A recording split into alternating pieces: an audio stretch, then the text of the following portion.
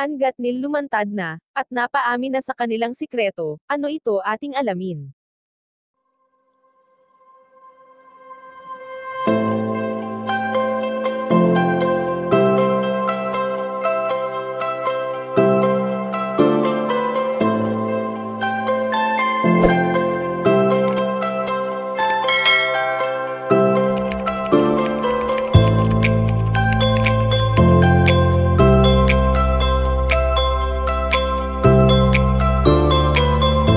Usap-usapan pa rin magpasa hanggang ngayon sa mundo ng social media, ang pagiging malapit ni Ann Gatnil kay Bunso Migs Malino.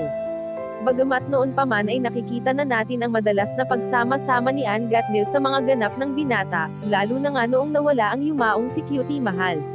Marami sa mga netizens ang hindi naisang palaging makita na magkasama sina Bunso Migs Malino at Ann Gatnil, ngunit anong magagawa ng galit at inis kung ito naman ang nakakapagpasaya ngayon sa binata. Hindi biro ang ilang taon na naranasan ni Bunso Migs Malino sa paulit-ulit na intrigang kanyang natatanggap, kaya naman bilang isang taga-subaybay ay nararapat lamang na suportahan na lamang ang mga bagay na makakapagbigay ng saya kay Bunso Migs Malino at hindi puro na lamang kalungkutan ang kanyang nararamdaman. Sa ngayon nga ay hindi na natiis ni Ann Gatnil at ibinulgar na nito ang kaysa isang sikretong kanyang pinakatinatago-tago, at ito ay ang usaping pagkakaroon nila ng relasyon ni Bunso Migs Malino.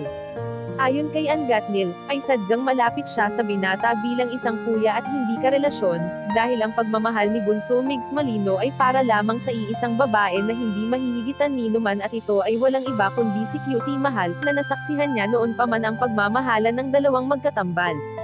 Kayo mga kachika, anong masasabi niyo dito? Please leave the comment and don't forget to subscribe.